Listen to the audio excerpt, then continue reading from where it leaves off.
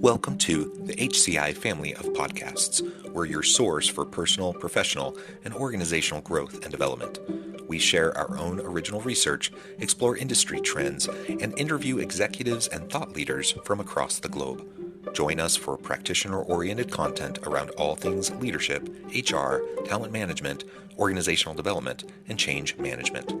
Maximize your personal and organizational potential with the HCI family of podcasts.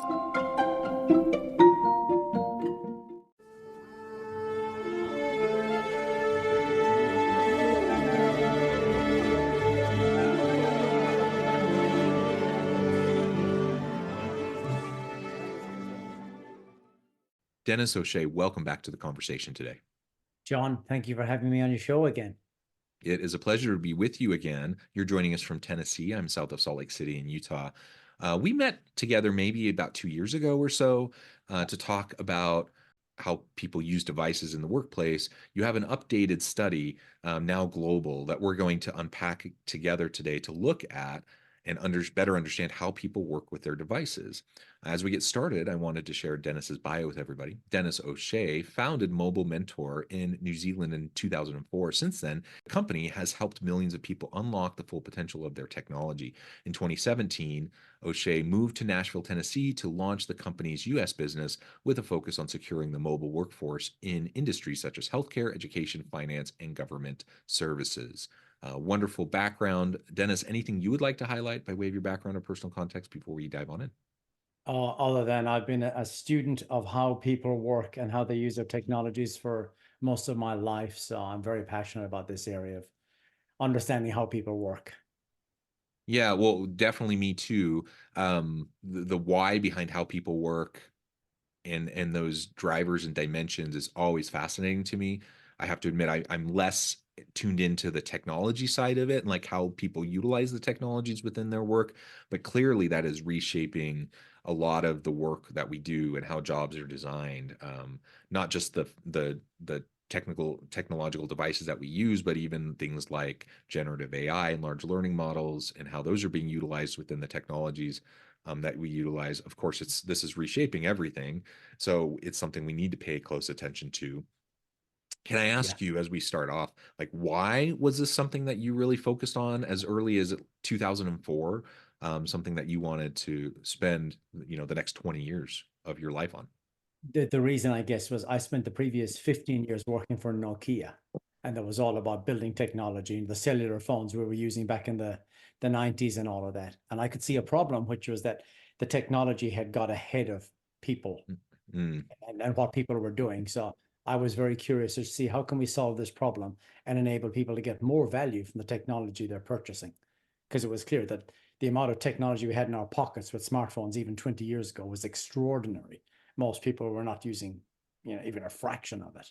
So that was the genesis for trying to figure out how do we unlock more productivity through the technology we've already purchased. Excellent, excellent. So why don't we start with a general framing up of this most recent study? You can tell us a little bit more about how the study came to be, what the parameters are, like what the methodology is, and then we can start to unpack some of your findings. Sure, sure. So I'll tell you what the burning question was. What we were trying to do is figure out how are people actually working in a post-pandemic hybrid work configuration. Because what we know now is hybrid work is here to stay. And all Yeah. the data shows that it actually hasn't changed in the last 2 years. But what we wanted to see was how are people actually set up in their home offices? And this may sound a little bit creepy, but it's not. If you could imagine you're standing outside the window of somebody's home office and you're looking inside through the glass to see what's the setup on their desk and which of their devices are work devices and which are personal devices. And how is their work life and their personal life mashed up together, because they are a mashup, and how are people managing all their passwords and how much security is actually going on and how much of their personal data is being mixed up with work data and vice versa. And we wanted to understand this balance between security, which is super important nowadays, Yeah. to not get hacked and ransomed, and then the employee experience and how well have people been set up to work productively in their home office. So that was really the frame of research, to say if you've got 100 or 1,000 employees or 10,000 employees, they're all going to be different. What does their configuration look like? And how on earth do you manage that? How do you empower all those people to be productive? And how do you keep them secure and keep your company secure? So that was kind of the frame of reference for the research. Yeah, excellent. Well, definitely the security issue is something I know it's important. That's not my expertise, and so I'm not even really quite sure all the complexities there, other than I know it's complex and it's a huge, huge issue.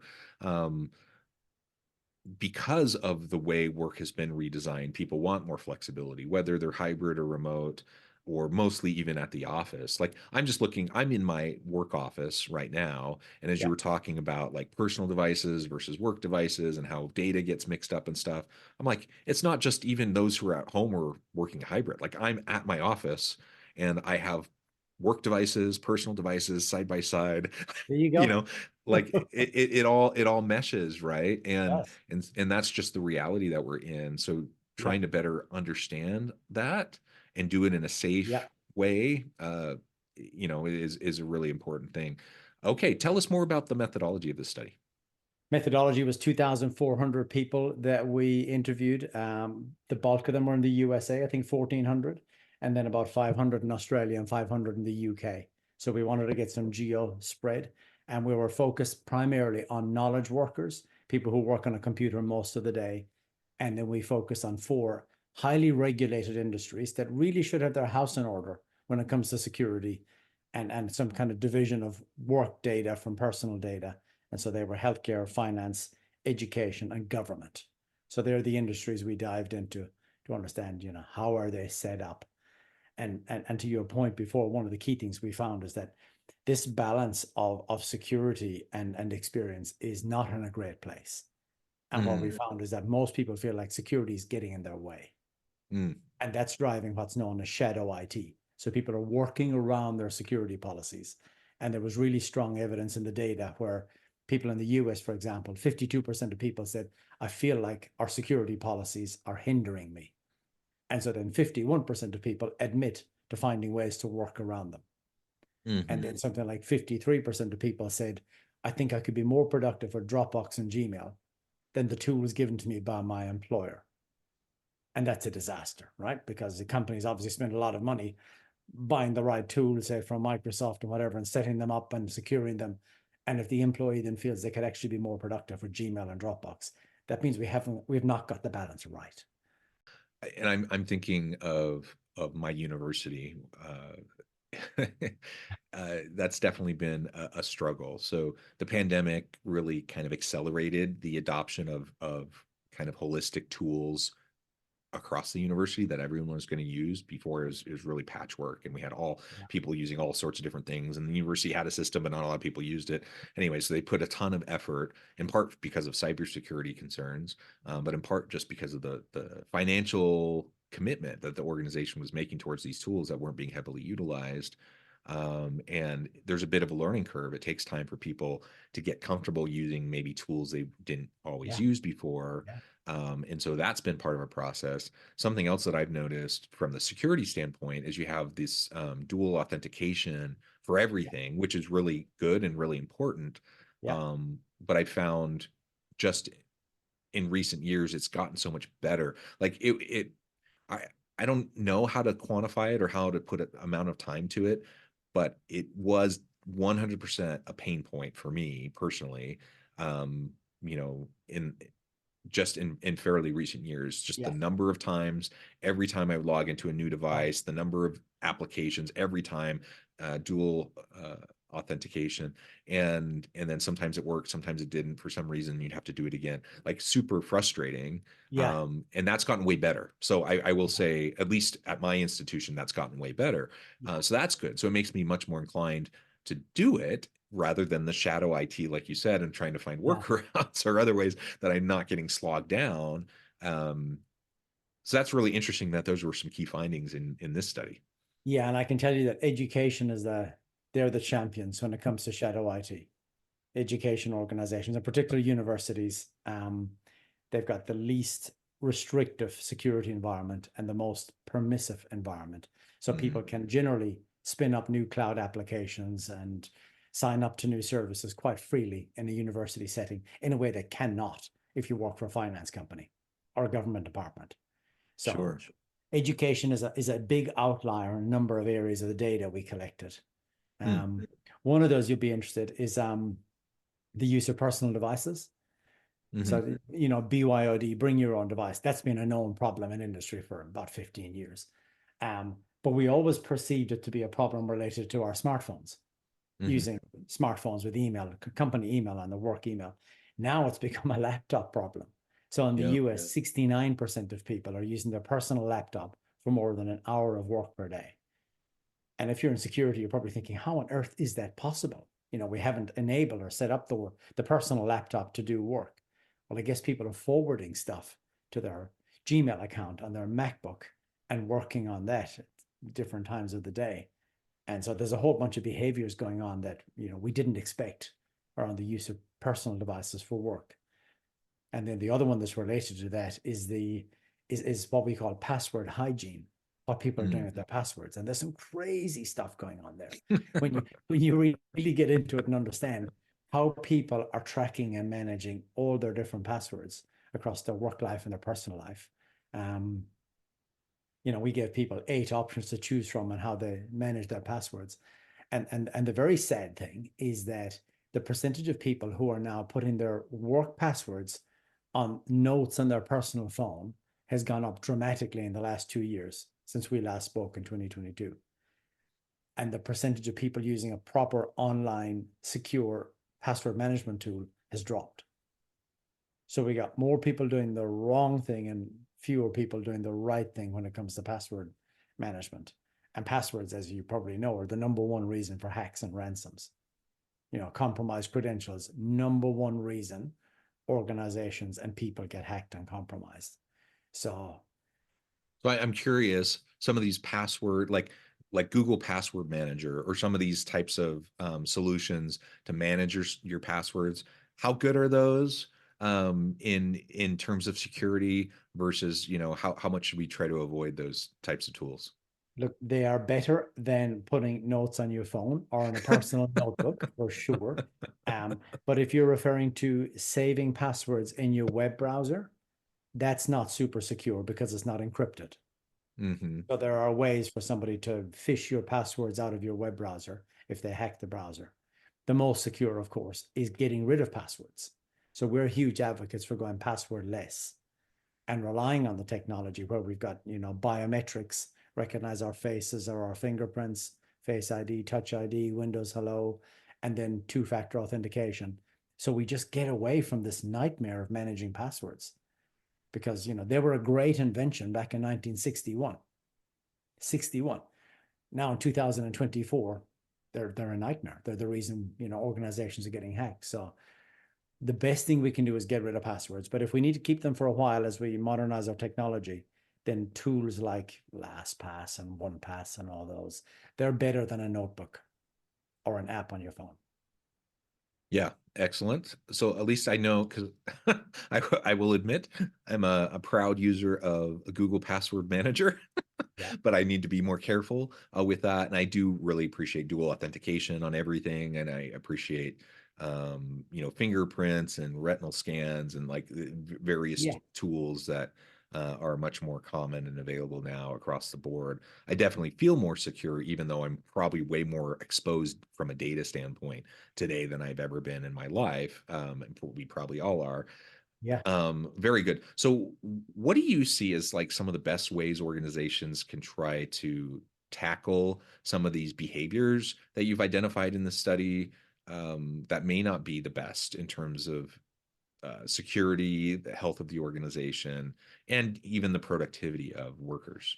Yeah, well, there's some things we can do with technology, but and we leave that to the IT department.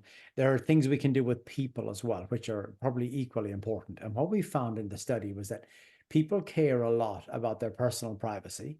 They Mm. don't care very much about their company security. So when we Mm. ask the question, what do you care most about? Your company security, or sorry, your company's data or your personal data?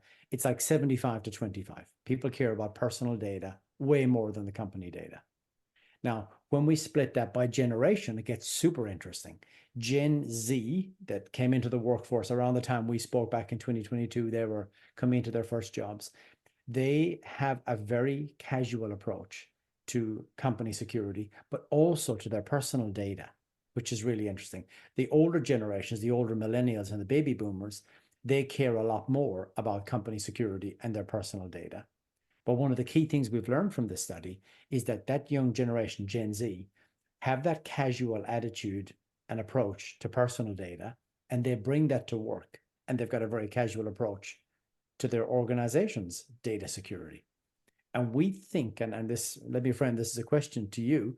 Do you think this is because of the fact that Gen Z have already given away so much of their personal data to the social media networks? You know, essentially they've said to the social networks, you can know my location, you can Yeah. know my entire social graph, all the people I connect with, all the things I like and watch and comment on. You can see what I buy and what I listen to. You know, is it because they've given it all away that they don't see a lot of value in protecting their private data in the way that older generations might consider that sacrosanct? I mean, this isn't something I've studied specifically, but I would guess that would be an important part of this.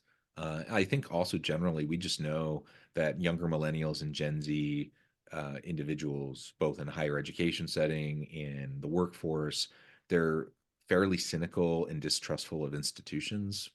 So, I think, you know, if you're in a world where you see like a lot of the systems of society kind of set up in a way that isn't to your benefit, you feel like you're disadvantaged, you feel like you don't have a lot of trust in the government or in corporations, or you know, all Yeah, any institution really. yeah. If that's your mindset and how you approach the world, I can get it. I understand, you know, um, how those individuals may just not be so inclined to care, or think it's important or think it's their problem to worry about.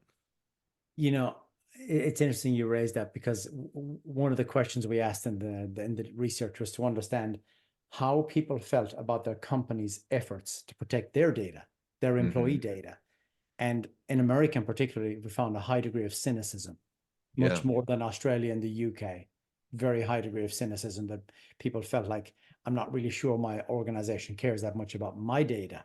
So it works both ways because we want the employee to protect company data. But if the employee doesn't feel like the company is doing everything they could, then we have a bit of a breakdown. But you know, you asked me about things we can do better. And one of the things Yeah. we learned is that because people care so much more about their personal data than their company Hmm. data, we think a key thing employers can do is reframe messaging with a privacy lens. So instead of talking about security in a traditional way where we bang on about policies and security and compliance and audits and risk and all those things, they're very boring words and people will generally tend to turn off and disengage and tune out. But if we reframe it as one about privacy, we get their attention. And what I mean by that is, you know, if we're talking to you as an employee and we say, hey, John, this company has information about your salary. We know your home address. We've got your HR records. We may have some of your healthcare records. We want to protect you and your data, and same for your colleagues and all our colleagues, all our employees. So help us to help you. And we need to protect all our data. That gets your attention in a different way to talking about audits and compliance and risk and those words. So we think simply reframing the message Yeah. as one of privacy to get to the heart of the employee is a good first step. Yeah, that's interesting. And it really is like a level of mutual accountability and trust that needs to be developed. There's an interesting Harvard Business Review article out recently, maybe in the last month or so, about employee surveillance, and the impact of employee surveillance on those types of attitudes around data security and overall employee morale and productivity and such. And so, you know, certainly organizations have the right, they have the responsibility to make sure their data is secure. They have the right to monitor employees. Yeah. I don't have any right to privacy, you know, when I'm at the office doing stuff with my work devices and whatnot, or at least that's what I consistently hear. But the challenge is like if people don't feel, if they feel like they're being surveilled, if they don't feel like that their privacy is held in check, and if they don't feel like their data is secure, it just it makes sense to me why people would be cynical and why Yeah. people would be less inclined to care about the institution. Like they're like, kind of screw them. Like they're if Yeah. they're surveilling me, why do I care so much about like Yeah. any Yeah. small little data breaches or whatever? Yeah. It works both ways. And one of the other things we found is that people are feeling more and more isolated. So, hybrid work's been around for a few years now. People are settling into it. But what's happening is people are meeting their colleagues less than ever before. And Yeah. it's become quite acute in the US because it's a huge geography. So we ask people, how often do you meet your work colleagues? And the percentage of people that only meet work colleagues once or twice a year is extraordinarily high. And the percentage of people who meet their colleagues 5 or more times a year is really low. Compared to the UK and even Australia, that are similar geographic size in Australia, but people are more concentrated in the East Coast. So there's more contact. But what we're detecting from the research is that people are feeling isolated. There's a whole Mhm. generation of people sitting at home on their own. Like we look in the window and see their devices. They experience their entire work life through those devices, through those Yeah. screens. That's their view of their boss and their colleagues. That's how they experience their company culture, through these screens, not meeting people in person as much as in the past. And so we asked a really critical set of questions. We asked them to force rank 5 things, Mm. and those things were personal well-being, job satisfaction, ability to work remotely, company culture, and pay and benefits. Mm. And it was unbelievable the answers we got. Personal well-being, number one, a massive number one above all else. People are in their own bubble in their home. They care about me, me, me. And last was company culture. Mm. Actually, it was second last and last. So because people are now disconnected and working remotely and just experiencing culture through these 2 or 3 screens on the desk, company culture has gone way down in people's priorities. And it's all about me, my personal well-being. We did not expect that. Super interesting. And that's just part of the reality of this new world of work that we find ourselves in. There's a lot just from that we could unpack and discuss. Yeah, Dennis, I note the time. I need to let you go here in just a minute. Before we wrap things up for today, I wanted to give you a chance to share with the audience how they can connect with you, find out more about your work, your team, and then give us the final word on the topic for today. sure. So best way to contact me is Denis.O'Shea at mobile-mentor.com. I'm on LinkedIn. And our company is all about helping organizations make hybrid work work. We know there are challenges at hybrid work, and the research shows that clearly. Mhm. There are challenges of productivity and getting the right balance with security. We specialize in making hybrid work work in a secure, sustainable way so people can be productive on all their devices wherever they work. So that's what we're passionate about doing, making hybrid work work. I love it. Dennis, thank you so much. It's been a real pleasure. I encourage the audience to reach out, get connected, find out more about what Dennis and his team can do for you. And as always, I hope everyone can stay healthy and safe, that you can find meaning and purpose at work each and every day. And I hope you all have a great week.